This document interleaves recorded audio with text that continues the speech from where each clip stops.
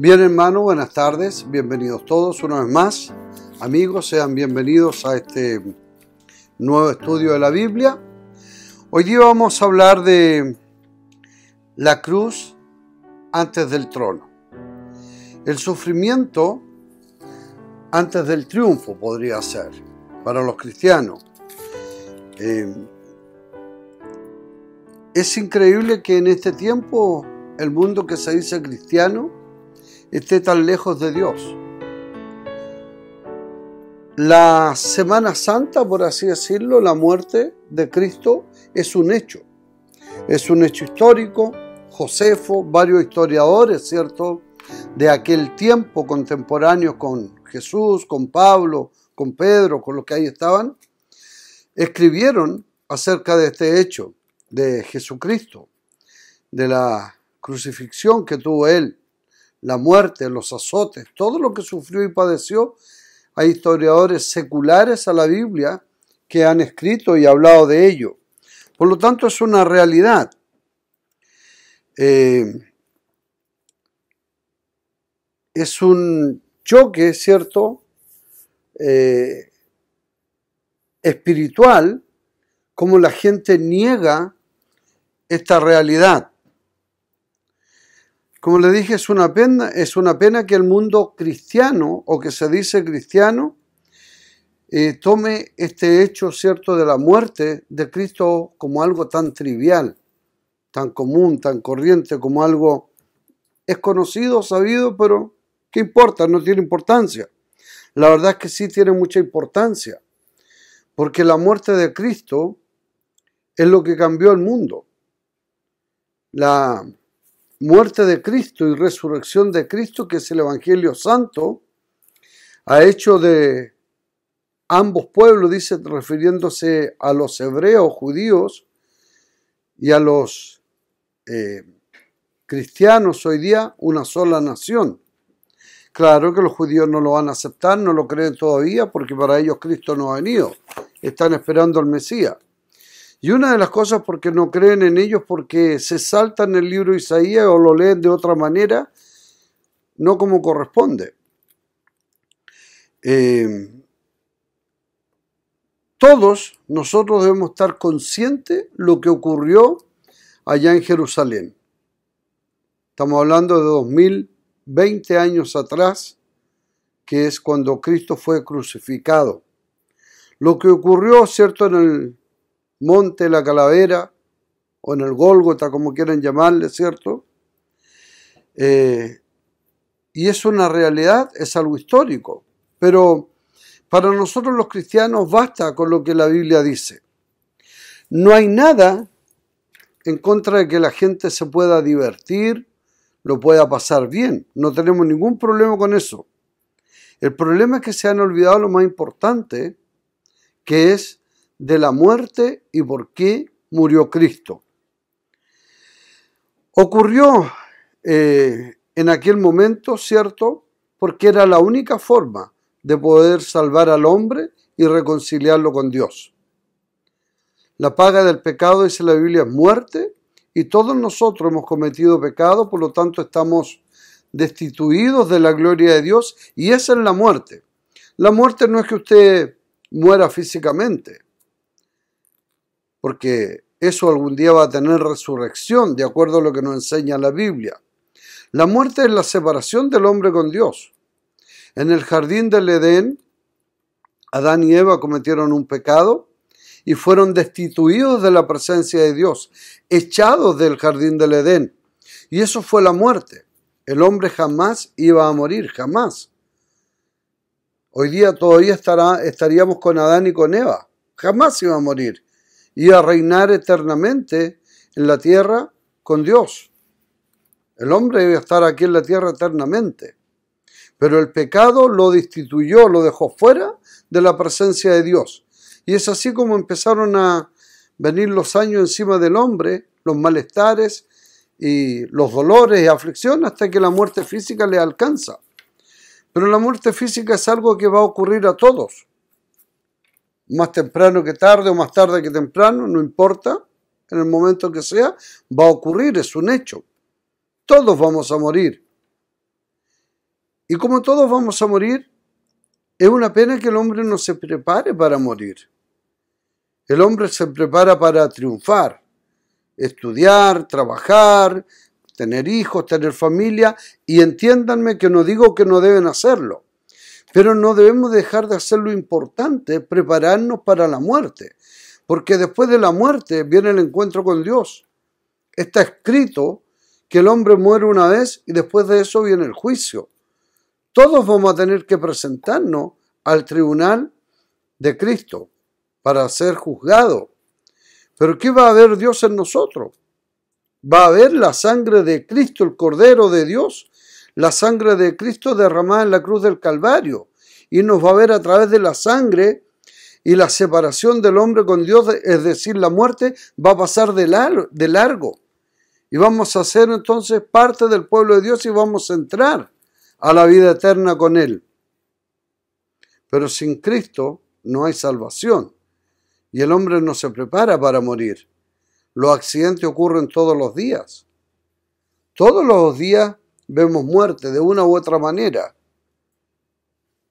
Ayer estábamos conversando con alguien y hoy día ya no está. Pero si hablé ayer con esta persona, eso es verdad. Pero nos lleva a meditar de que la vida es frágil, de que la vida es ciertamente una neblina. Usted mira por la ventana y ve neblina. Hace un par de cosas, vuelve a mirar y ya no está la neblina. ¿Es así? La vida del hombre es así. Es incierta, es rápida, más ligera, dice la Biblia, que la lanza de un tejedor, que una lanza, ¿cierto?, de un telar. Como les dije, no hay nada malo en divertirse, pasarlo bien, pero no podemos dejar de meditar que un día vamos a tener que presentarnos ante Dios. ¿Por qué la cruz ante el trono? El libro de Isaías, el capítulo 53, del verso 1 al 12, habla claramente. Lo importante de este libro, que es uno de los libros más grandes, uno de los capítulos más grandes que tiene la Biblia, y no es porque sea más importante que otro, disculpen. Lo grande que hace que esta profecía ocurrió 750 años antes que ocurriera.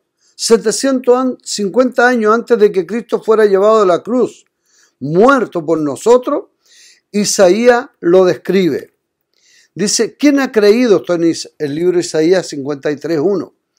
¿Quién ha creído a nuestro anuncio? ¿Y sobre quién se ha manifestado el brazo de Jehová? Subirá cual renuevo delante de él, y como raíz de tierra seca, no hay parecer en él ni hermosura. Le veremos más inatractivo para que le deseemos.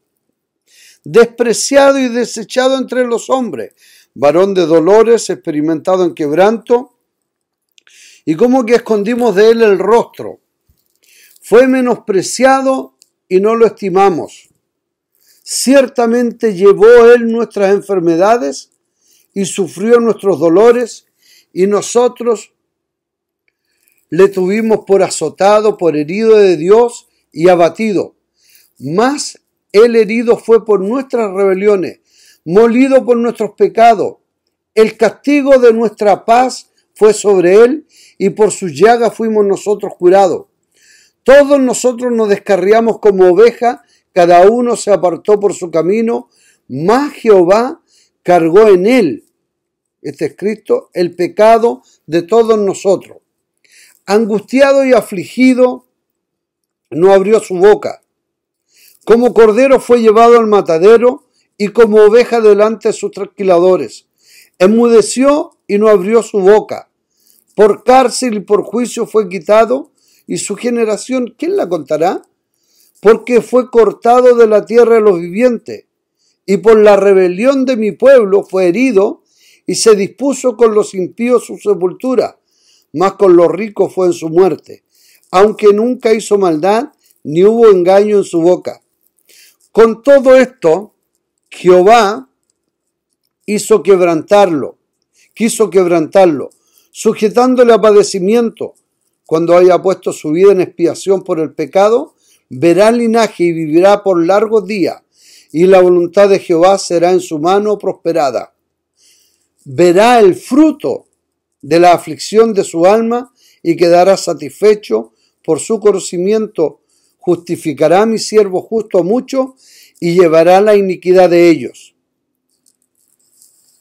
Por tanto dice, yo le daré parte con los grandes y con los fuertes repartirá despojo, por cuanto derramó su vida hasta la muerte y fue contado con los pecadores, habiendo él llevado el pecado de muchos, orado por los transgresores.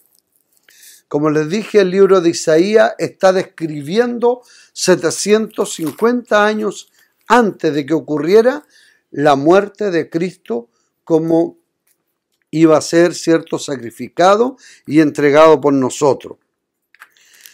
Pero en el 53:11, qué maravilla, después del sufrimiento, por eso decimos primero la cruz antes del trono. Después del sufrimiento, cuando ya el Señor estaba en su presencia, en la presencia de Dios, cuando Jesucristo ya ascendió, tiene que haber mirado, cierto, a la tierra desde el cielo y pudo decir, verá el fruto de su aflicción y de su alma y quedará satisfecho por su conocimiento. Puede decir, está todo hecho, valió la pena haber muerto por estos pecadores que se han arrepentido. Cuando un alma se arrepiente, en el cielo se tocan trompetas de alegría. Los ángeles cantan alabanza a Dios. Y el corazón de nosotros, los cristianos, nos alegramos cuando un alma se convierte. Es uno más que va a servir y va a entonar en el gran coro de los cielos alabanzas al eterno Dios. Isaías, como le dije, es uno de los profetas más grandes. En el año 1947, el hallazgo, ¿cierto?, del Mar Muerto, Qumran, se descubrieron una cantidad de rollos, 177 rollos creo que fueron. Un campesino beduino en un valle del desierto de Judea, en las costas, ¿cierto?, occidentales del Mar Muerto, que es Cisjordania, cerca de Jericó, encontró, ¿cierto?, estos rollos, como le dije, en el año 1947. En ese año fueron encontrados estos rollos, que se le llaman los rollos de Qumran, porque fueron en estas cuevas donde estaban. Es una evidencia histórica. Estoy hablando del libro de Isaías, lo que le acabo de leer. Fue encontrado un rollo de esto que habla de lo que ocurrió lo que iba a ocurrir o ocurrió con Jesús ahora. Y como les dije, la pasión, la muerte de Cristo, el sufrimiento, en el 53:11 de Isaías, él dice, valió la pena. ¿Cierto? Valió la pena. ¿Por qué? Porque verá el fruto de su aflicción, de su dolor, de su sufrimiento. Cuando un alma se arrepiente, cuando un alma entiende que estaba muerto en delito y pecado y que Cristo ocupó su lugar en la cruz del Calvario. Porque nosotros debemos morir por nuestro pecado. La paga del pecado es muerte. Pero Cristo nos saca a nosotros de la muerte y nos da vida, porque Él pudo vencer la muerte. Entonces debemos meditar en esto tan importante. La gente habla de Cristo como algo sin sentido. Hablan de Dios como sin sentido. Nosotros cuando hablemos de Cristo, cuando hablemos de Dios, debemos meditar en ello. Hay una importancia tan grande. ¿Por qué ocurrió ese sufrimiento, el dolor de Cristo? El apóstol Pablo dice en el libro de Filipenses, el capítulo 2,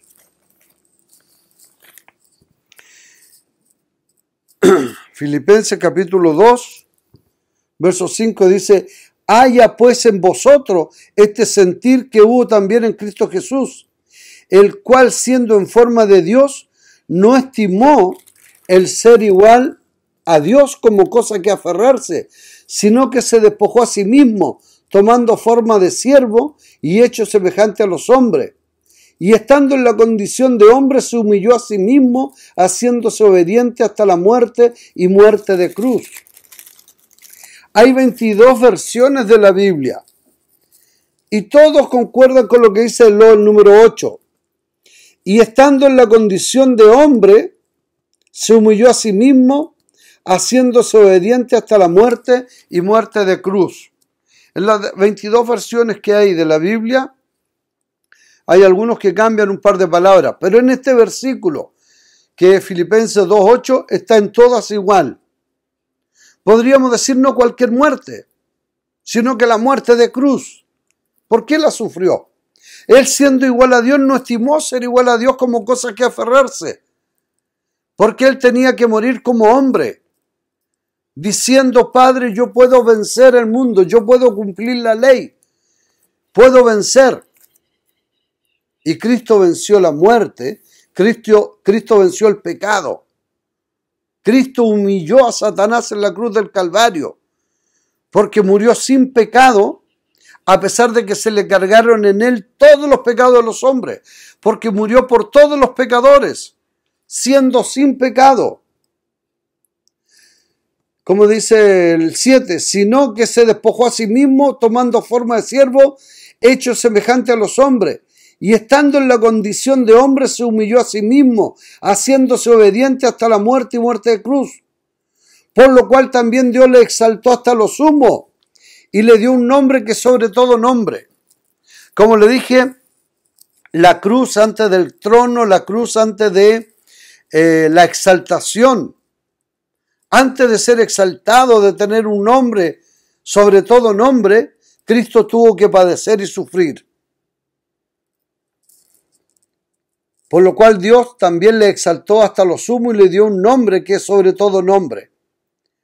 Para que en el nombre de Jesús se doble toda rodilla de los que están en el cielo y en la tierra y debajo de la tierra, y toda lengua confiese que Jesucristo es el Señor, para gloria de Dios Padre. Hermanos, Cristo murió, sufrió como hombre, se despojó a sí mismo de la deidad de Dios y se hizo obediente hasta la muerte y muerte de cruz, ¿cierto? Como un hombre común y corriente en ese momento. Y que Dios cargó el pecado de todos nosotros. No solo estaba muriendo, imagínense, uno podría morir por su propio pecado, pero imagínense que nos echaran la culpa de todo lo que nos hicimos encima de nosotros. Así fue.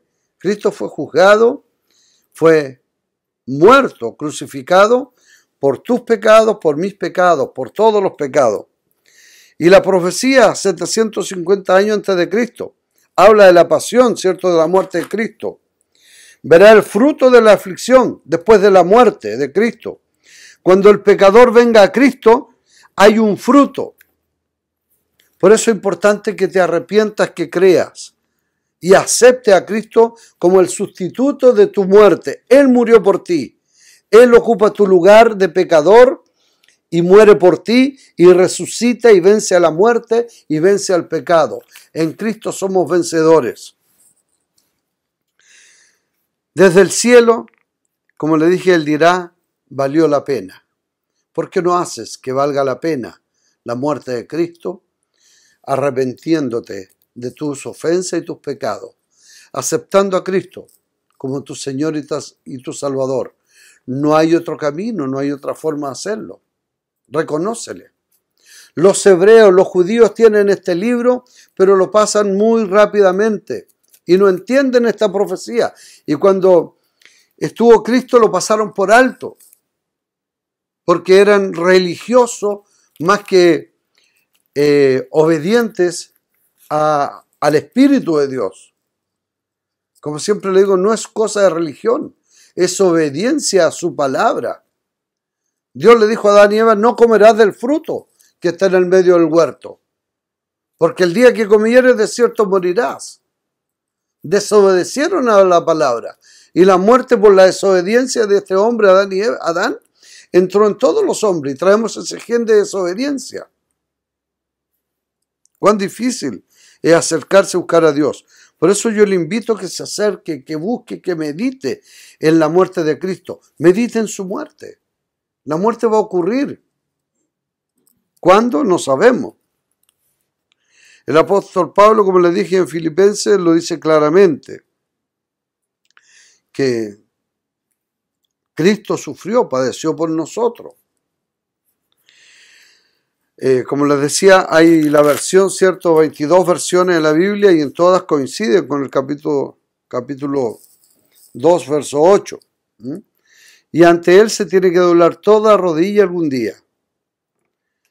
La cruz y el sufrimiento es primero y luego viene el trono, ¿cierto? Viene la gloria de Dios. Lo confirma el apóstol Pablo en lo que les leí. El libro de Hebreos, el capítulo 12,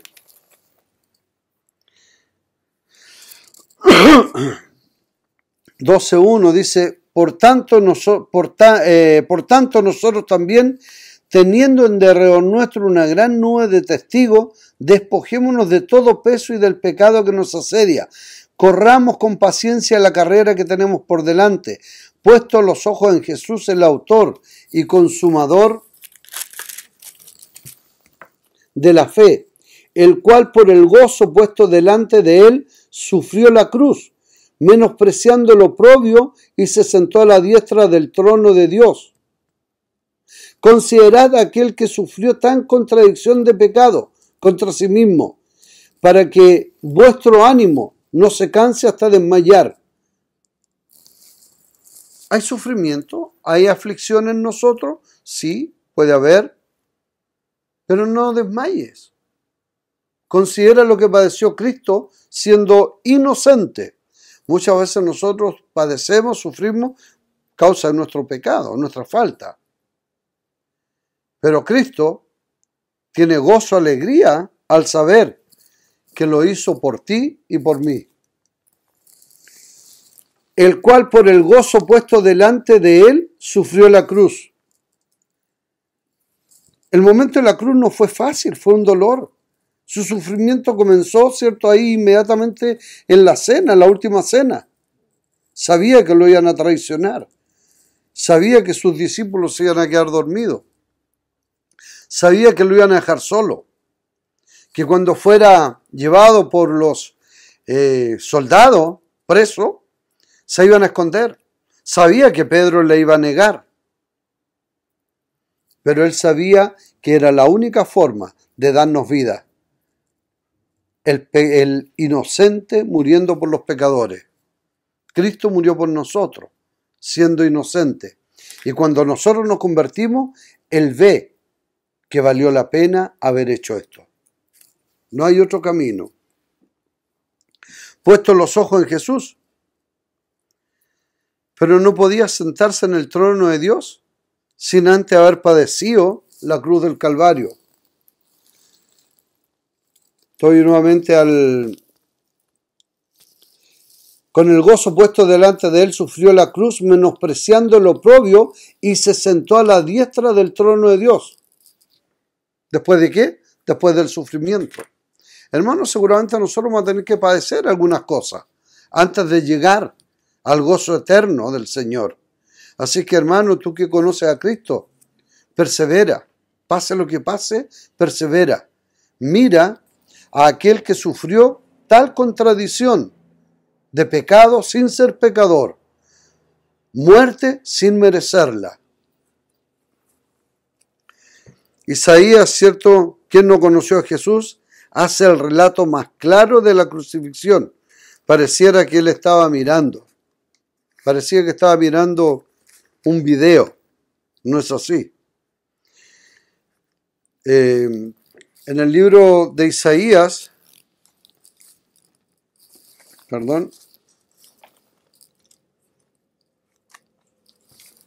Isaías, el capítulo 52,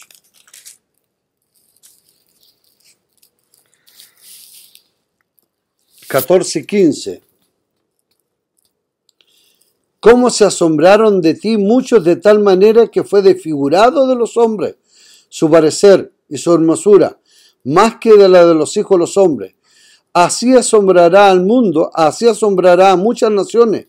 Los reyes cerrarán ante él la boca, porque verán lo que nunca fue contado y entenderán lo que jamás han oído.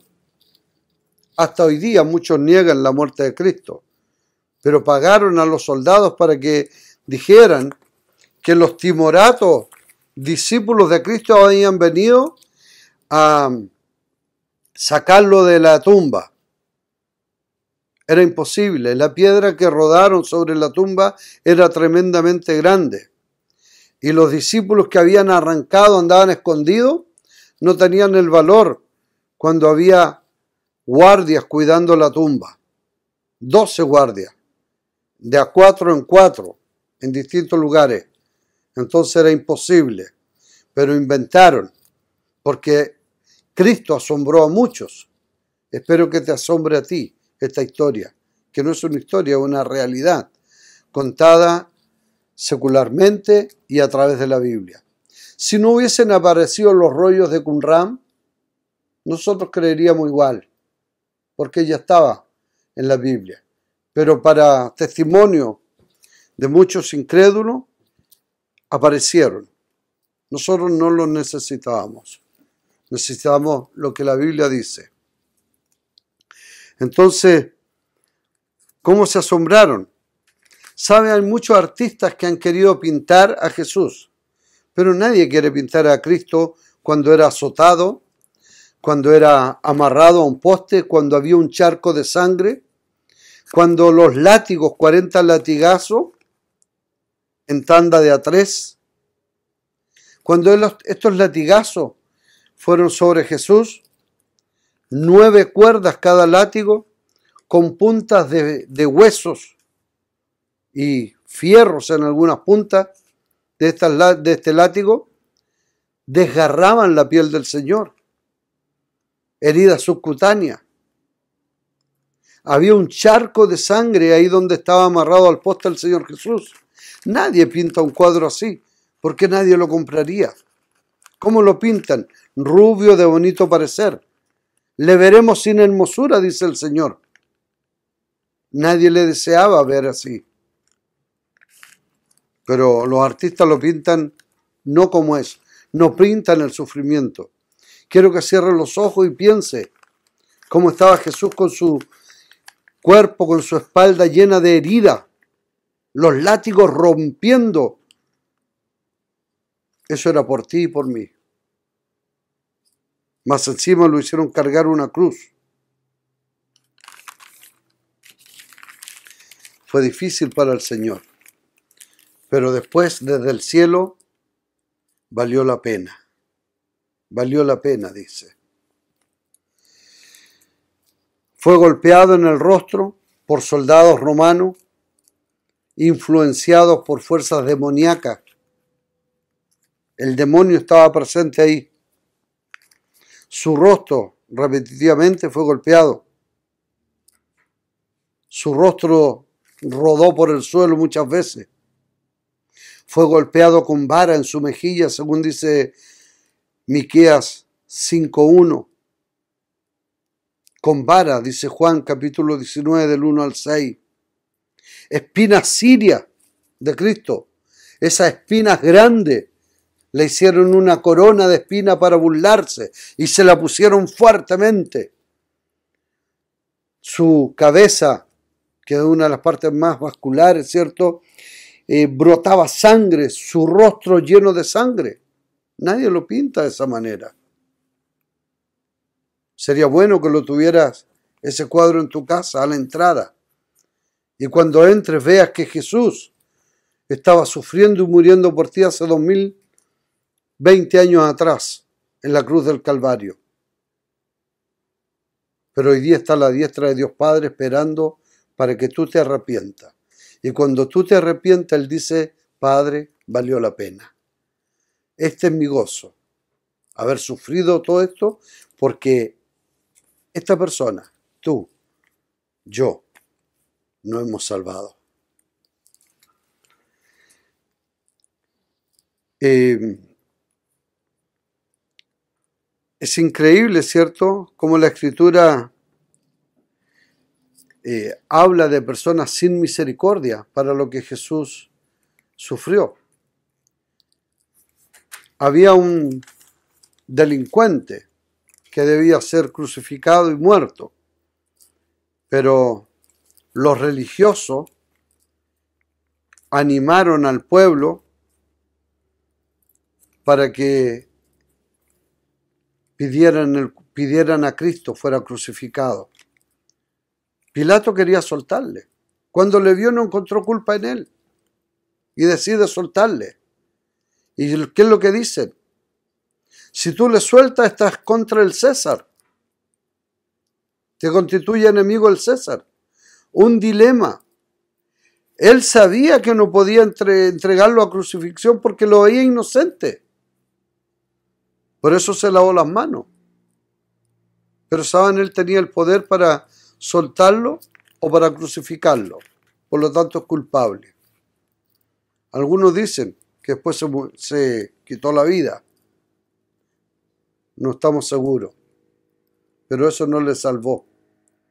Él podía haber salvado a Cristo. Pero vino a su pueblo y su pueblo le rechazó. Los judíos gritaron crucificarle. Y todo el pueblo, inspirado, ¿cierto?, el populacho, incitado por algunas autoridades, empezaron a gritar en contra del Señor Jesús. Prócula, la mujer de Pilato, dijo: no tengas nada que ver con él. Nada. Él no le encontró culpa. Como le dije, quería soltarle. ¿Tú crees que Cristo era culpable de morir? No. Él lo hizo por ti y por mí. Tú sí eres culpable y yo somos culpables. El momento que se da cuenta, ¿cierto?, como le dije, su mujer Prócula le dijo: no tengas nada que ver con este justo. Nada. Aléjate. Sin embargo, él escuchó la voz de la gente que gritaban, y aquí estaba la conveniencia ante la convicción. Y yo quiero preguntar, ¿por qué usted no ha aceptado a Cristo como su Señor y Salvador? Y no digo que no crea, porque todo el mundo cree en Cristo. Salimos a la calle y preguntamos a la gente: ¿usted cree en Cristo? Sí, creo en Cristo. ¿Cree en Dios? Sí, creo en Dios. Pero no le siguen. Los demonios creen y tiemblan, dice la Biblia. Los demonios creen y tiemblan al oír la voz de Dios. Cuando escuchaban del Señor Jesús, gritaban. Cuando vieron al endemoniado de Gadar y Jesús iba pasando por ahí, este endemoniado tenía muchos demonios. Y al ver a Jesús de lejos gritaron: ¿qué tienes con nosotros, Jesús de Nazaret? Aún no ha llegado nuestro tiempo. Sabemos que tú nos vas a mandar al infierno, sabemos que tú nos vas a vencer, pero no ha llegado el tiempo. ¿Por qué andas aquí? Esa es la diferencia con los demonios.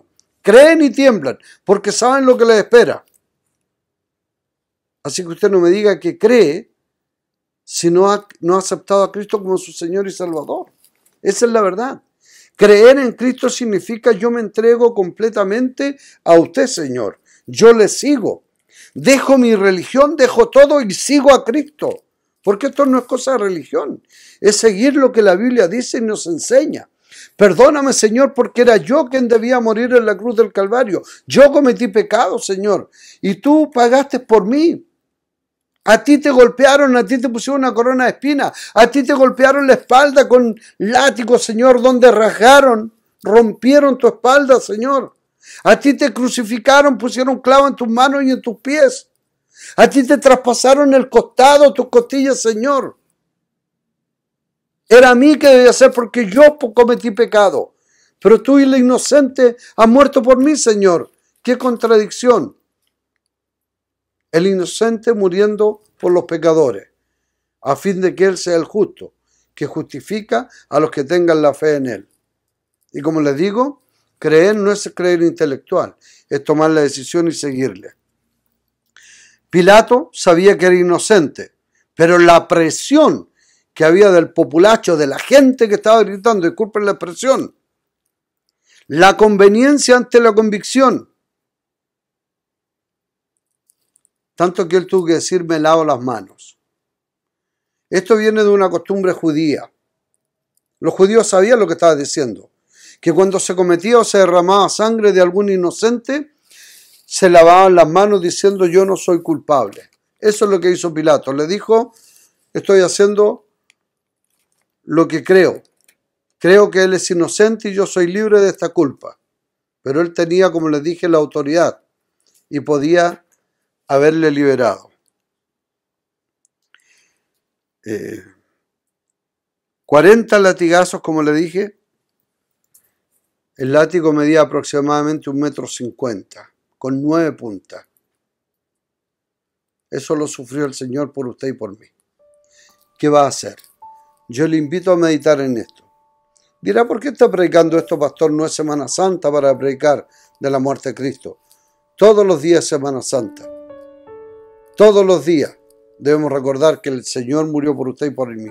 Por eso le digo, sería interesante a veces tener un cuadro de estos pintados, pero con el rostro de Cristo sangrando, con su espalda herida, que cuando lo vea diga, esto fue por mí, por mi culpa.